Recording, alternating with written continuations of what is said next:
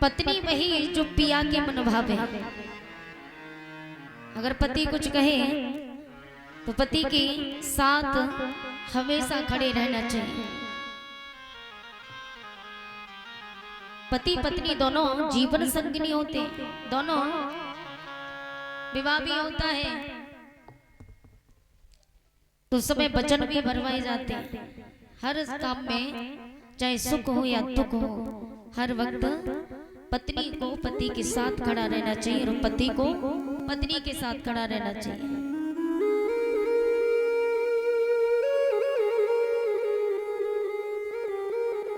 लेकिन ये नहीं कि हर वक्त,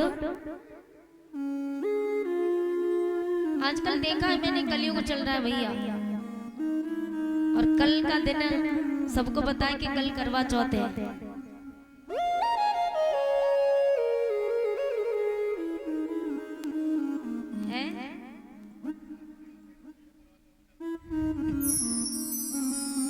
तो देखिए कल तो करवा चौथ है, केवल कल का दिन इनका सबसे सुंदर है, सबसे शुभ दिन इनका कल का ही है। वैसे तो हर रोज बेचारे गाली खाते ही हैं। और दूसरी बात, अगर पति दारू पी आए तो आपने देखा होगा कि माताएं इतनी गालियां देती हैं, और न जाने कैसी कैसी गालियां, न जाने कब मरेगा। लेकिन कितना भी बड़ा शराबी क्यों ना हो, हर रोज तो गाली मिलती है, लेकिन करवा चौथ का दिन एक ऐसा होता है कि करवा चौथ वाले दिन उसका पूजन होता है। केवल एक ही दिन पति परमेश्वर होता है, बाकी के तो दिन मन राक्षस मानती हो।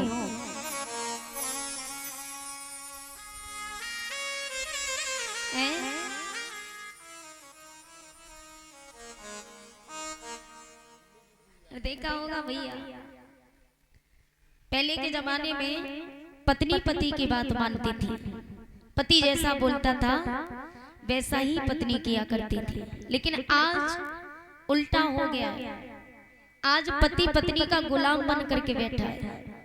पत्नी जैसे नचाएगी वैसे पति को नचना पड़ता है, और नहीं नाचे तो भैया शाम को आप बताती। यहाँ तक कि माताओं से पूछो जाकर के, जो सासू मैया हैं उनसे जाकर के पूछो कि उनके हृदय पर क्या गुजरती है, क्या बीतती है उन पर। और जो घूंघट है ना, भगवान ने जो घूंघट बनाया है, इससे इनको बड़ा फायदा है, बड़ा आराम है। वैसे तो पति से कुछ कह नहीं पाती, मुंह से कुछ नहीं बोलेंगी, लेकिन घूंघट में घूंघट मारे मारेगा। सास ने कह दिया लाला जरा बाजार चला जा, मेरी तबीयत ठीक नहीं, जरा मेरे लिए दवाई लेते आना। तो लड़का तो जाने लगता है, लड़का तैयार हो जाएगा, लेकिन पत्नी जो घूंघट है ना, घूंघट ऐसे डाली होती है, घूंघट ही घूंघट में आड़ ही आड़ में आके दिखा देगी, चले गए तो समझ लेगा, खैर नहीं। तो पति तो भैया वैसे भी डर के मारे बहाने तो बना ही देगा, क्योंकि बहाने नहीं बनाएगा तो फिर आफत है। तो केवल पूरी साल में एक दिन इनका ऐसा आता है जिस दिन इनका पूजन होता है, जिस दिन इनको परमेश्वर मानती है, चरणों को स्पर्श करेंगे। अगर नारी सी हो, पतिव्रता नारी, तो वास्तविक पति की सेवा करेगी। लेकिन आज ये कलयुग है भैया, पत्नी को कभी भी पराये पुरुष की बड़ाई नहीं करनी चाहिए। अपना पति चाहे कैसा भी है, जैसा भी है, हमारा है, अच्छा है। दूसरे पराये पुरुष की, पर पुरुष की स्त्रियों को कभी तारीफ नहीं करनी चाहिए, फिर वो चाहे कितना भी सुंदर क्यों ना हो।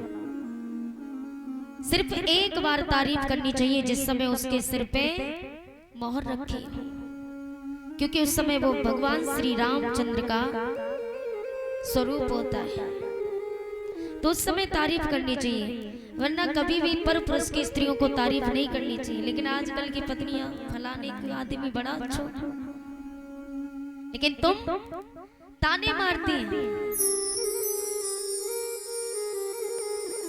विवाह होता है ना, तो विवाह होते समय 7 जन्मों का वचन दिया जाता है कि 7 जन्म में हमें यही पति मिले।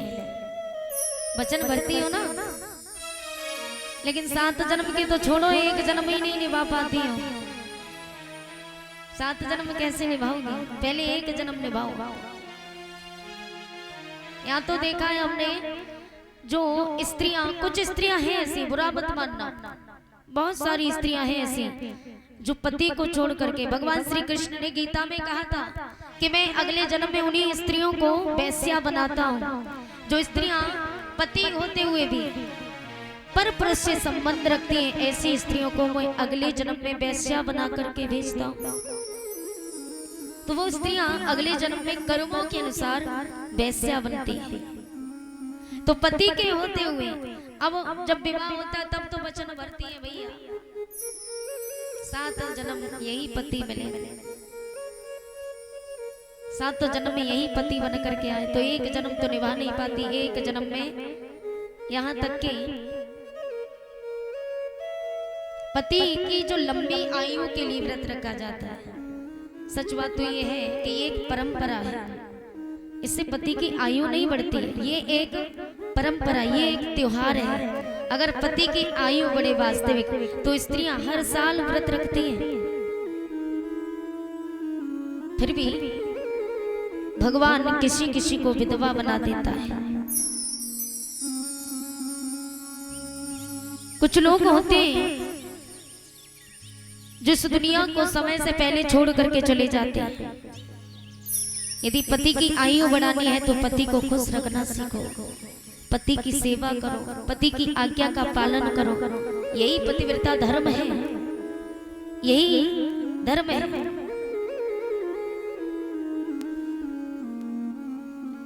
यदि आप धर्म की रक्षा करोगे तो धर्म आपकी रक्षा करेगा।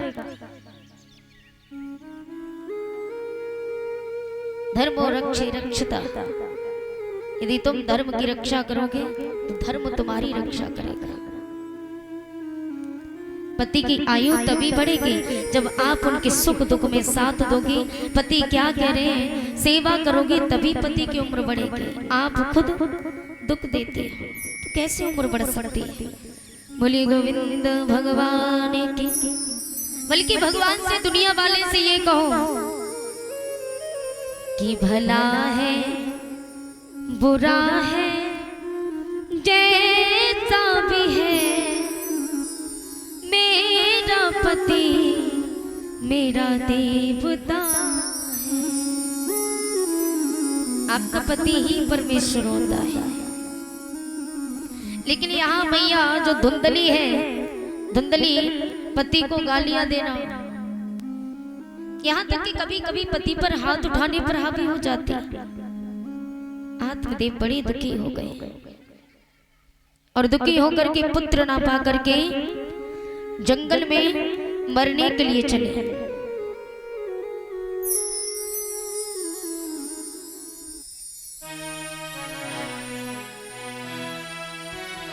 आत्मदेव ने सोचा कि अब शायद हमारी संतान नहीं होगी, तो मरने का विचार करके जंगल की तरफ चले। संतान ना हो सकती है जब विप्रदेव ने जान लिया, तब मरने का निश्चय करके घर बार छोड़ प्रस्थान किया। बड़ी दुखी हो गए, बोली कि अब शायद हमारे जीवन में कोई संतान नहीं होगी। तो मरने का विचार करके जंगल में जाकर के पहुंचे और वन में जाकर के नदी की, तुंगभद्रा नदी के पास पहुंचे। उस नदी में जाकर के प्राणों को त्यागना चाहा। तो उसी समय भगवान श्री हरि नारायण संत का रूप धारण करके पहुंच गए और कहा, बस ये क्या करने जा रहे हैं? आत्महत्या करना तो पाप होता है। जो व्यक्ति आत्महत्या करता है वो अधोगति में चला जाता है। और कुछ लोग कहते हैं ना कि आत्महत्या करने से कोई फांसी लगा करके मर जाता है, कोई जहर खा करके मर जाता है, कोई आग लगा करके मर जाता है। तो याद रखना, आप लोग ये कहते हैं, कुछ लोग कहते हैं कि जब तक उम्र पूरी ना हो तब तक जन्म नहीं मिलता। लेकिन सच बात तो यह है कि जो आत्महत्या करके मरता है वो अधोगति में चला जाता है। उम्र पूरी होने से मतलब नहीं, उम्र पूरी तो वो जैसे कि कोई एक्सीडेंट से मर गया या किसी ने किसी की हत्या कर दी, उन व्यक्तियों को जन्म मिलता है जब उम्र पूरी हो जाए तब। लेकिन जो स्वयं आत्महत्या करके मरते हैं, कोई फांसी लगा करके मर गया, कोई जहर खा करके मर गया, ऐसे लोग अधोगति में चले जाते हैं, उन्हें फिर जन्म नहीं मिलता। अब पता नहीं जन्म कब मिले, एक जन्म बाद या 2 या 3 या 4। कैकई जो थी ना, जो महाराज दशरथ की पत्नी कैकई, पूर्व जन्म में कैकई कलाहा नाम की स्त्री थी। तब इनका विवाह भिक्षु नाम के ब्राह्मण थे उनके साथ हुआ। तो ये अपने पति से प्रेम नहीं करती थी, घृणा करती थी। तो इनके पति ने दूसरा विवाह कर लिया। तो कलाहा को सहन नहीं हुआ, जहर खा करके मर गई। अब एक जन्म तक नहीं बल्कि 4 जन्म तक जन्म नहीं मिला, दो गति में पड़ी रही। 5वें जन्म में आकर के जन्म मिला। तब कश्मीर के राजा अश्वपति की पुत्री कैकई बन करके आई। तब इनका विवाह दशरथ महाराज के साथ हुआ। तो प्यारे, जो आत्महत्या करके मरते हैं उन्हें जन्म नहीं मिलता, कोई भरोसा नहीं कब जन्म मिले। इसलिए कभी आत्महत्या नहीं करनी चाहिए। ये भगवान का दिया हुआ अनमोल हीरा है, ये शरीर, ये काया भगवान का दिया हुआ है और हम इसको भी त्याग दें भगवान की बगैर मर्जी से, बगैर भगवान के हाथ से बुलावा आए हम अपने प्राणों को त्याग दें तो भगवान को कष्ट पहुंचता है। भगवान कहने लगे, महाराज आप आत्महत्या करने जा रहे हो, क्यों करना चाहते हो? तो ब्राह्मण ने कहा, प्रभु मैं इसलिए मरना चाहता हूं, सुनता हूं जो पापी अपने। ये ब्राह्मण देव कह रहे हैं भगवान से, हे महात्मन मैं अपने प्राणों को इसलिए त्यागना चाहता हूं कि मेरे जीवन में कोई संतान नहीं, कि सुनता हूं जो पापी अपने जीवन में पुत्र न पाते हैं, वो स्वयं नरक को जाते हैं और पुरखों को ले जाते हैं। बोले महाराज, जो व्यक्ति अपने जीवन में किसी व्यक्ति की संतान नहीं हुई तो वो खुद तो नरक भोगता है, साथ में अपने पूर्वजों को भी ले जाता है, अपने पुरखों को ले जाता है। इसलिए प्रभु मेरे कोई संतान नहीं है, मैं नरक भोगूं इससे पहले तो मैं अपने स्वयं प्राणों को त्याग देता हूं। भगवान ने कहा ऐसा कुछ नहीं है, ये तो कर्मों के ऊपर होता है। जो व्यक्ति जैसा कर्म करता है भगवान उसको वैसा फल देता है। अब बांझ बनाना भी भगवान किसी का दुश्मन थोड़े है, ना हमारा दुश्मन ना आपका दुश्मन। जिन स्त्रियों की संतान नहीं होती वो बांझ रहती हैं, वो भगवान को कोसती हैं कि प्रभु तूने क्यों मुझे संतान नहीं दी। इसमें भगवान का कोई कसूर नहीं, कसूर आपका है क्योंकि आपने कर्म ऐसा किया। अर्जुन ने भगवान श्री कृष्ण से गीता में पूछा कि प्रभु एक बात बताओ, काहे को मर जाए पुत्र पिता के आगे, क्यों कोड़ी काया तन पावे, कारण कहाँ बने वो वैश्या, बांझ करनी कहाँ करे। तो वैश्या कौन स्त्रियां बनती है वो तो मैंने आपको बता ही दिया। आपने देखा होगा कि एक पिता के सामने उसका जवान बेटा मर जाता है,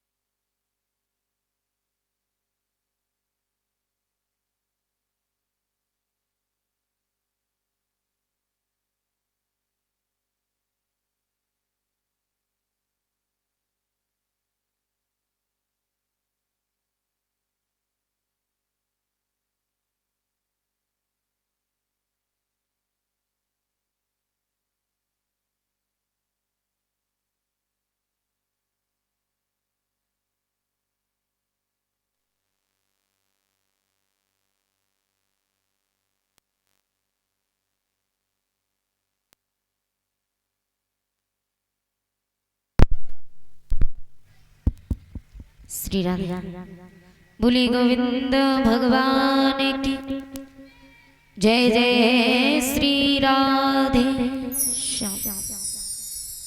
श्री सूत जी कहते हैं, हे सौनकादिक ऋषि, देखा होगा कि घर में पिता जिंदा बैठा है और पिता के आगे पुत्र की मृत्यु हो जाती है, बेटा मर जाता है। तो अर्जुन ने कहा, प्रभु ऐसा क्यों होता है? एक पिता के सामने उसका जवान बेटा मर जाता है, क्यों?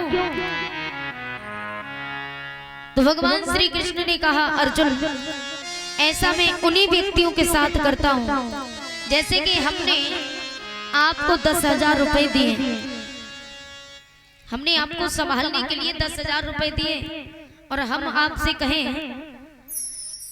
कि ये हमारे 10,000 रुपए आप संभाल के रख लो, क्योंकि हमारे घर में अगर रखने की जगह नहीं है और हम आपको जब 10,000 रुपए रखने के लिए दे रहे हैं, हम कहें आप हमारे पैसे रख लो, जब हमें समय पड़ेगा, जरूरत पड़ेगी, तब आप हमारे पैसे हमें लौटा देना।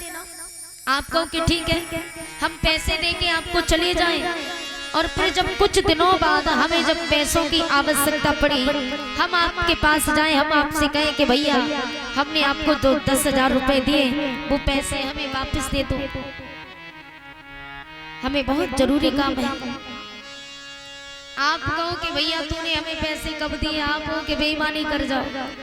आप कहो कि कब दिए, कौन से दिन दिए, कोई गवाह है, कोई सबूत है? तो आप हमारे उन पैसों की बेईमानी कर जाओ, जब हमें काम पड़ा, जब उन पैसों से हमें कुछ सहायता मिलने वाली थी, तब आप बेईमानी कर गए। तो भगवान श्री कृष्ण कहते हैं, अर्जुन ऐसे ही व्यक्तियों को मैं पुत्र देता हूँ, जैसे कि किसी ने दूसरे को पैसे दिए रखने को, इसी प्रकार मैं भी पुत्र संभालने को देता हूँ, जब तक वह बड़ा ना हो जाए तब तक। और जब वो बड़ा होता है, किसी काम के आने वाला होता है, तभी मैं उसके प्राण ले लेता हूँ। अर्जुन ने एक सवाल और पूछा था कि प्रभु अगले जन्म में वो स्त्रियां कौन सा कर्म करती हैं जो बांझ बनती हैं? तो भगवान श्री कृष्ण कहते हैं, मैं उन्हीं स्त्रियों को बांझ बनाता हूँ। भगवान 5 बार फल देता है, और जो स्त्रियां गर्भ में ही हत्या कर दे, बार बार भगवान ने फल दिया, बार बार हमने गर्भ में हत्या कर दी, तो ये भगवान को भी बुरा लगता है। गर्भ में हत्या करने वाली स्त्रियों को मैं अगले जन्म में बांझ बना देता हूँ, ये भगवान श्री कृष्ण ने कहा। इसलिए प्यारे, कर्मों के अनुसार भोगने के लिए मिलता है। ये तो कर्मों की खेती है, जो बोएगा सो पाएगा, कर्मों से हाथ बटाने में कभी बेटा काम ना आएगा। भगवान समझा रहे हैं, ये कर्मों की खेती है, जो व्यक्ति जैसा कर्म करता है उसको वैसा भोगने को मिलता है। लेकिन हमने कर्म कुछ और किया, भगवान को दोष देते हैं कि कर्म खोटे तो ईश्वर का भजन करने से क्या होगा, कि कर्म खोटे तो ईश्वर का भजन करने से क्या होगा, किया परहेज ना कुछ भी दवा खाने से क्या होगा, कर्म खोटे तो ईश्वर का भजन करने से क्या होगा।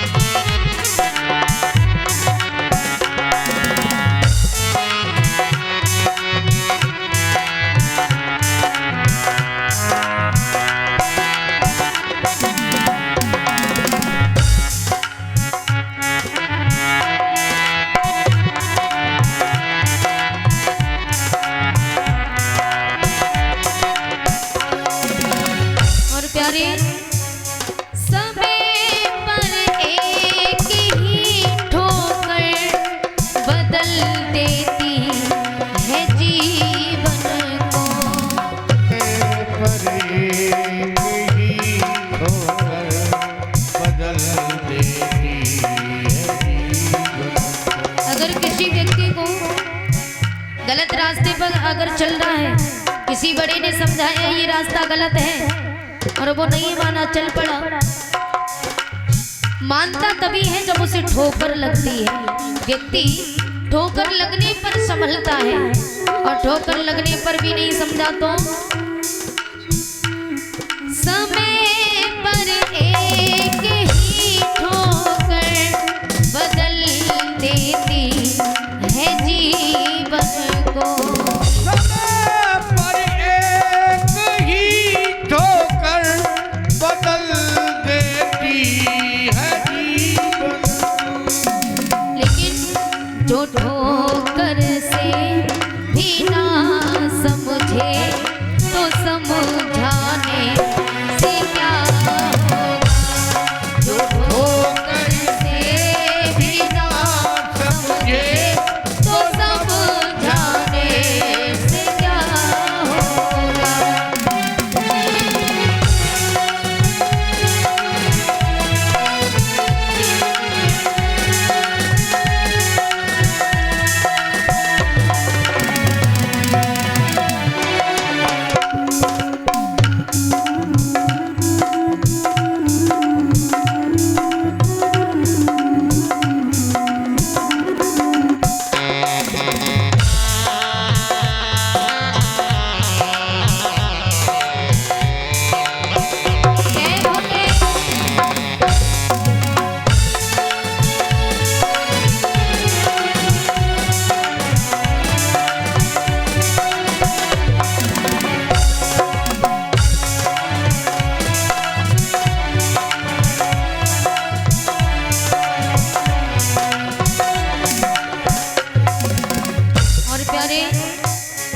समय बीता हुआ हरगिज कभी ना हाथ आएगा।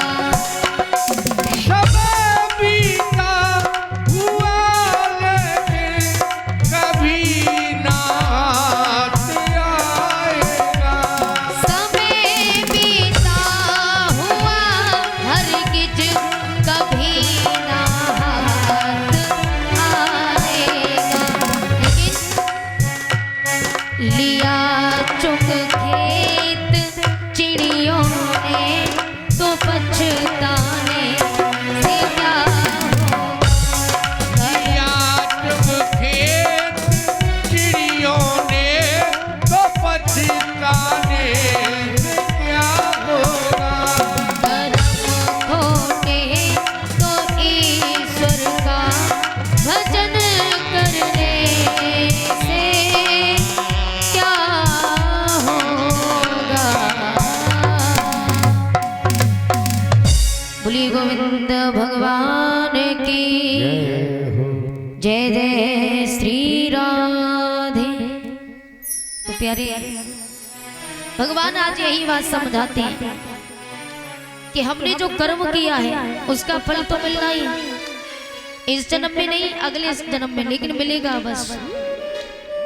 कि इस जन्म में नहीं मिलता तो इस जन्म में नहीं मिलता तो उस जन्म में मिलता है अपनी अपनी करनी का फल सबको मिलता है, फल सबको मिलता है। जिसने जैसा कर्म किया है उसको तो भोगना ही पड़ेगा। इस जन्म में ना सही तो अगले जन्म में, लेकिन भोगना तो है। और वैसे भी यजुर्वेद के 40वें अध्याय में दूसरे श्लोक में कुछ इस प्रकार लिखा है, वेद व्यास जी ने कुर्वन्ने वेह कर्माणि जिजीविषे चंतम समाह एव त्वयि नान्यथे दोस्ति न कर्म लिप्यते नरे। और इसी बात को गीता के दूसरे अध्याय के 47वें श्लोक में लिखा है, कर्मण्येवाधिकारस्ते मा फलेषु कदाचन मा कर्मफलहेतुर्भूर्वा मा ते संगोऽस्तु कर्मणि। और इसी बात को रामायण में कुछ इस प्रकार लिखा है, ना मुक्तम क्षीयते कर्म कल्पकोटिशतेरपि अवश्यमेव भोक्तव्यं कृतं कर्म स्वभाससम्। अपने अपने ढंग से। और इसी बात को गोस्वामी तुलसीदास जी ने अपने ढंग से लिखा। क्या लिखा कि कर्म प्रधान विश्व रचना,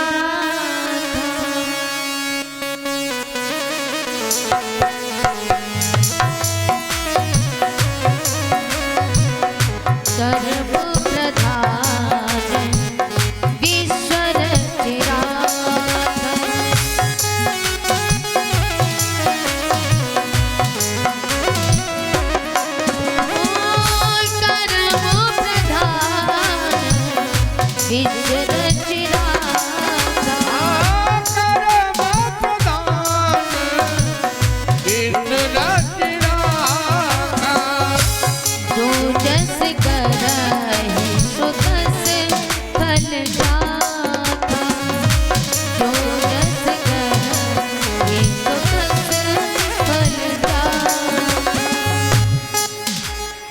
गोस्वामी तुलसीदास जी ने अपने ढंग में लिखा, कर्म प्रधान विश्व रच राखा, जो जस करे सो तस फल जाका, शुभ और अशुभ कर्म अनुहारी, ईश देव फल हृदय विचारी। करे जो कर्म पाप फल सोई, निगम नीत अस कहीं सब कोई। ये गोस्वामी तुलसीदास जी ने अपने ढंग से लिखा है। तो जगह जगह पर कवियों ने अपने ढंग से समझाना चाहा है, जनता को जागृत करना चाहे, लेकिन फिर भी लोग समझते नहीं है। जो जैसा कर्म करता है उसको वैसा फल भोगने को मिलता ही मिलता है प्यारे। फिर आप चाहे कुछ भी करो,